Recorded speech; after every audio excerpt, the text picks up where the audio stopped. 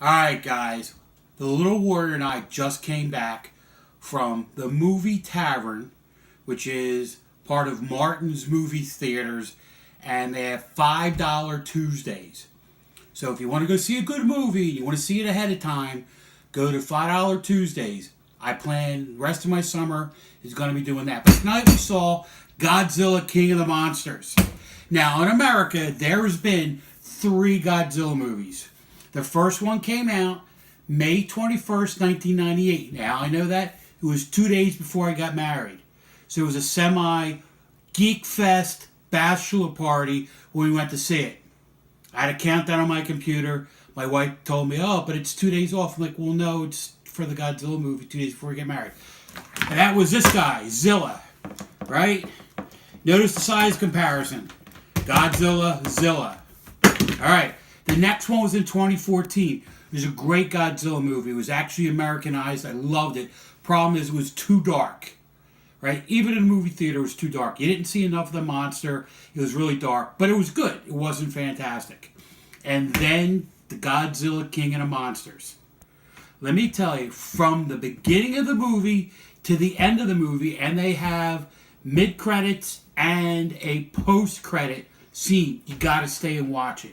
Because you're going to be like, uh-oh, it's leading up to something else. So, the movie from the beginning. They have all these people in it that you'll recognize from TV. They got the geeky bearded guy from the Verizon commercial. He's a dork, but he was okay. They got the chick from Chicago Fire. 911. 911, whatever, right? They got the guy, the Lannister guy from Game of Thrones, right? They got the girl from Stranger People on Netflix. Stranger Things, yeah. She saw the Inside Out, Upside Down. You're actually right about that. Alright, so I got that right. So what happens is, all these people are in it. So you got some recognizable actors. They gave it some credit, right? So you have Godzilla at the beginning of the movie, and he's meandering around, swimming in the ocean like a giant iguana. It was fantastic, right? So you get the plot that builds, right? And then what happens, you have this one lady who's a scientist who's actually like working with the Lannister guy, right? And like she was actually thinks she's doing good, but she's doing bad because she's stupid. What she wanted to do is she wanted to wake all the monsters up. Ugh. But it was good for the movie because all the monsters woke up. And then what they did is they had Monster Zero. Monster Zero, like Patient Zero, the first monster. Ghidorah, he wakes up, and he's the alpha. And then Godzilla fights him. After Godzilla fights him, I'll pretend it's him. And they fight, and then Godzilla loses.